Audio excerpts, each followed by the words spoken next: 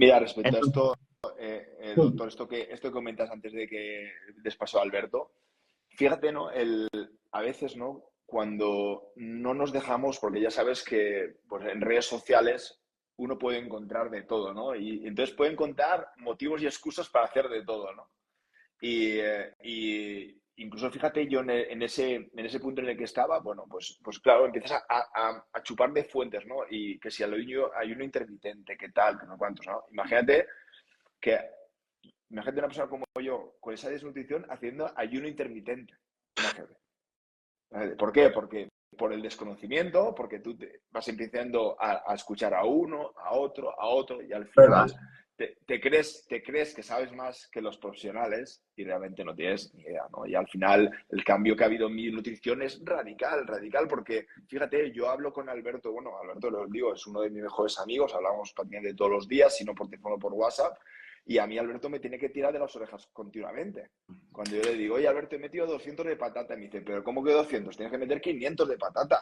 ¿Cómo que 200? Claro, ¿sabes lo que decir, no? Y gracias a que, bueno, es verdad que tienes que estar abierto, pero que tienes una persona al lado y que te sabe aconsejar, pues claro, yo sé que no estaría, o sea, si yo estuviese intentando mejorarme mi salud a través de lo que consumo por redes sociales, estaría destrozado, Total. destrozado.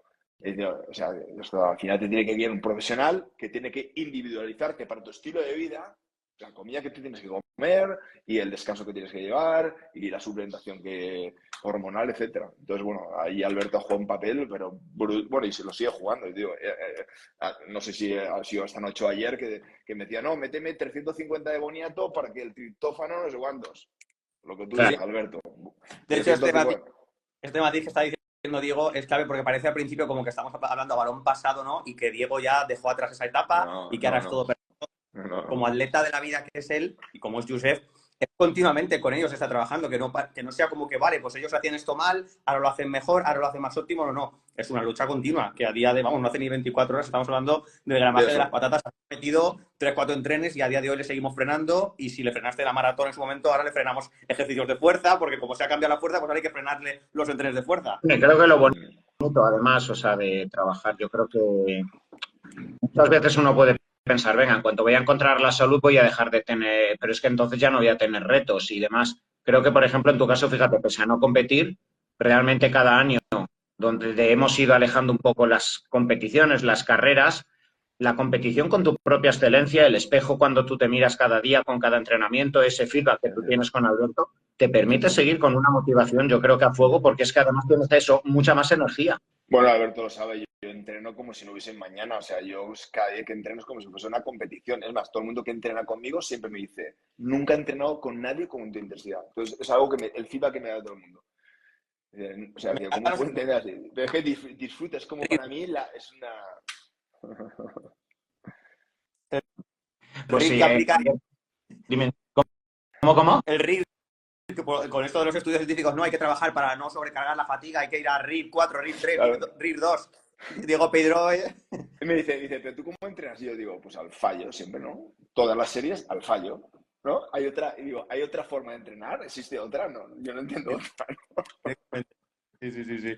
Es una locura. Me gustaría- En a ver, común en el perfil de. A ver, hay un perfil de pacientes y luego están Diego, Pedro y Josep. Es decir, tampoco es que sea lo habitual, o no debería de serlo.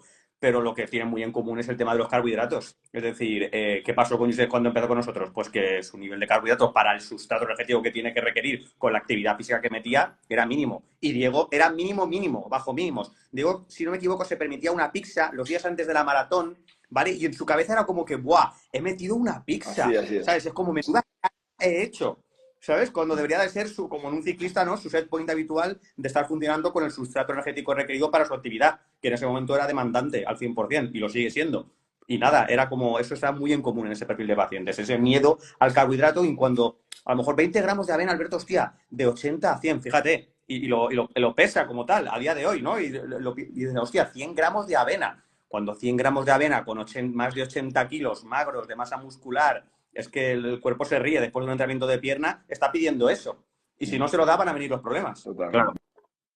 me gustaría, Alberto, que contaras un poco, yo creo, mira, ha hablado Diego perfectamente de esto y creo que es el punto más crítico en muchas ocasiones a la hora de trabajar con una persona que viene con esta fatiga, pero al mismo tiempo, pues sí, clarísimamente enganchado a su propio estilo de vida, ¿vale? Entonces hay una transición en la cual, pues tú lo ves constantemente, en la que hay que bajar la carga de entrenamiento, prácticamente nula. ¿Cuántos pacientes, pues les decimos al inicio que solo anden y se llevan las manos a la cabeza porque vienen de hacer doble sesión 6 días a la semana?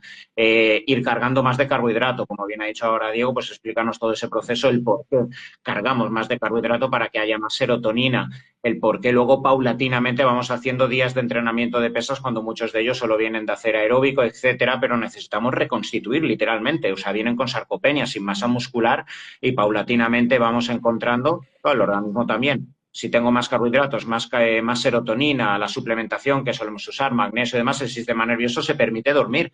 No puede de otra forma, si tiene hambre. Si es Claro. que si no estás comiendo, ¿cómo vas a dormir por la noche?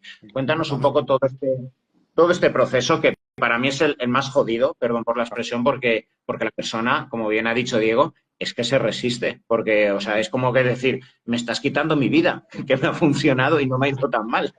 Claro, es que ellos también se marcan el propio listón con ellos mismos. Entonces, claro, si rendían a este nivel, no se permiten estar, porque a lo mejor el nivel en el que parece que estén mal es el mejor momento de la vida de otra persona a nivel de rendimiento. Lo que pasa es que ellos tienen su propio listón de cómo estaban en la cima de la cima. Entonces, cuando están a mitad montaña, parece que están destrozados. Entonces, eso también hay que tenerlo en cuenta. Hormonalmente luego puede haber los fallos que haya, pero en el peor momento de Diego Peidro, su rendimiento está por encima de la media de cualquier hombre. Eso es así, es la realidad. En el peor momento, en lo que estamos hablando, no olvidemos que Diego, toda esta época y tal, dice lo de Dubái, pero él en la época de Dubái llegaba a casa y con nocturnidad y alevosía cogía la mochila y se iba a prepararse el Ironman, habiendo vuelto de Dubái, sin pasar por el comedor de casa, cogiendo las cosas del garaje.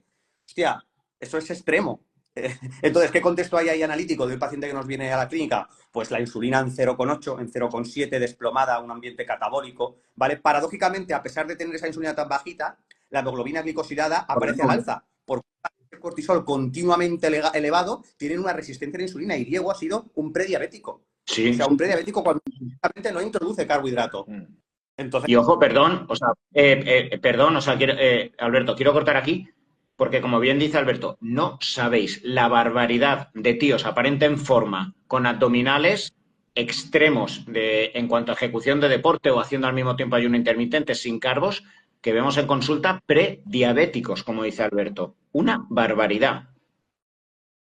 eso es, sí, sí. O sea, el cortisol a partir de 17-18, pero no de manera puntual, que es necesario, como ha comentado el doctor muchas veces, Tony, que el cortisol es necesario como antiinflamatorio, claro, pero el cortisol tiene que ser algo agudo, no crónico continuamente. Que el cortisol de un perfil de paciente, como digo, es continuamente elevado, ¿vale? Y ese cortisol genera ese pico de glucosa, que lo hemos podido ver incluso con los sensores como Health, que continuamente yo me monitoreaba y ese entrenamiento en ayunas del que hablábamos antes estaba siendo en pro de la prediabetes, por culpa de estar todo el rato generando picos de glucosa. Y paradójicamente, metiendo carbohidrato, metiendo en la cena anterior, metiendo un intraentrenamiento con ciclodestrina, se desplomaba la glucosa, habiendo metido hidrato de carbono. Entonces eso te rompe el paradigma que muchas veces han tenido de decir no meto carbohidrato porque es total, pero lo que decía Diego, esa sobreinformación de redes o esas modas que van cogiendo, que vas viendo, y bueno, esto viene ya de muy atrás, a nivel de muchos maratonianos, gente de Ironman, siempre se ha quedado corta en ese aspecto y no ha atendido esa esfera.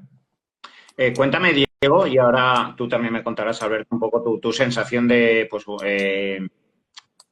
respecto a que los pacientes acepten con mayor o menor grado la implantación del trabajo de fuerza. Bueno, yo creo que siempre hiciste, ¿no? Al mismo tiempo que No, corrías, ¿no? No, yo Pensaba que al mismo tiempo sacabas siempre algo para hacer pesas, pero cuéntame un poquito cómo al mismo tiempo, si tú tuviste reticencias, pues fíjate ahora cómo entrenas y cómo de forma apasionada has integrado el trabajo de fuerza en tu vida, ¿vale? Pero claro, pasaste de un deporte llevándolo al extremo al deporte antagónico, que es el trabajo de fuerza, que realmente es el que más nos da longevidad, el que más permite que nuestra masa muscular esté bien, que tengamos mejor metabolismo, que eleva mucho más endorfinas, oxitocina, etcétera. ¿Vale? Entonces, ¿cómo fue esa transición? ¿Cómo pues la viviste? ¿Cómo la sufriste por subir kilos en la báscula? mira,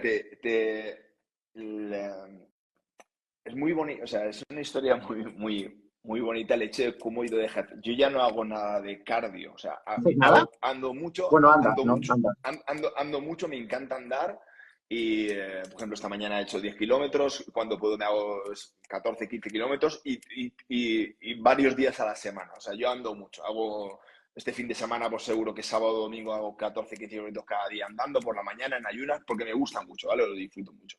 Pero no es andar de muy rápido, o sea, andar es a pasear y a disfrutar de la vida y del sol y de la playa. Pero yo dejé de correr un día tal cual os voy a contar. Salgo de mi casa, yo ya arrastraba mucho tiempo en el que yo no disfrutaba mis entrenamientos. No disfrutaba desde hacía ya mucho tiempo, pero yo tenía una forma de ser, de competir, etcétera, que a pesar de que no disfrutaba, ahí estaba yo. Y un día ya estaba contigo en tratamiento, salí a correr y cuando llevaba 10 kilómetros o 8 kilómetros me paré y dije, es que no quiero correr más. Y me volví andando. Como Forrest Gump, como Forrest Gump cuando se para y dice hasta aquí. Fue tal cual. Y me volví andando a mi casa.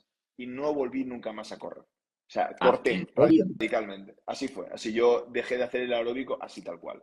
¿Por qué? Porque no lo estaba disfrutando. Ya era un ¿para qué estás haciendo esto? ¿Para qué estás haciendo esto? ¿Para qué? Si antes tenía un porqué, pero ahora ya no.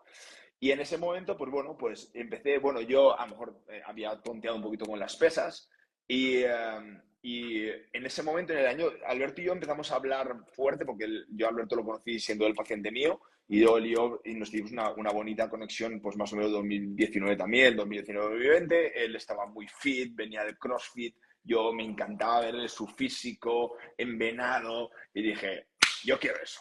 Yo quiero eso. Y tal cual, pues ¿te acuerdas, Alberto, que me hiciste un montón de programas de entrenamiento Sí, sí. y así me puse a entrenar y ya está este momento. Y como bien dices, ¿verdad? Pues bueno, pues por mi carácter que yo tengo, que yo pues una persona que siempre estoy empujándole a la vida, pues bueno, pues ahora disfruto mucho los entrenamientos de fuerza. O sea, para mí no me ha costado nada porque los disfruto. Además que me lo paso bien, me lo paso bomba entrenando. ¿Sabes? Y Alberto, yo soy de esas personas que yo entreno, si puedo, 7 días a la semana. Y es cuando Alberto me tiene que coger de la oreja y decir que no, que tienes que descansar 1 o 2 por lo menos. Pero yo si pudiese entrenaría 7 días a la semana, ¿vale? Porque me gusta y a veces, ahora sí que ya no estoy entrenando 2 veces a la semana, al día, porque también me pasa mucho, una temporada muy larga entrenando 2 veces al día. Y también a través de Alberto, que me ha hecho entender que no, que más no es más, sino que más es menos. Pero no, por decir, en mi caso en concreto no he tenido ninguna resistencia, ¿sabes? Ha sido como soltar, es decir, era como decir, bueno, el deporte en mi vida es un sí o sí, no es una opción, ¿no? Es deporte o deporte. Entonces, si dejamos esto, pues bueno, tuve la suerte que descubrí el MTN de fuerza y lo disfruté mucho. Y aparte, pues bueno, físicamente me gusta verme muy bien. Yo, como bien has dicho, pues soy una persona que tengo una competición conmigo de una forma saludable, porque yo no tengo una imagen distorsionada de mi cuerpo, o sea, me encanta mi cuerpo, me encanta mi físico y me encanta.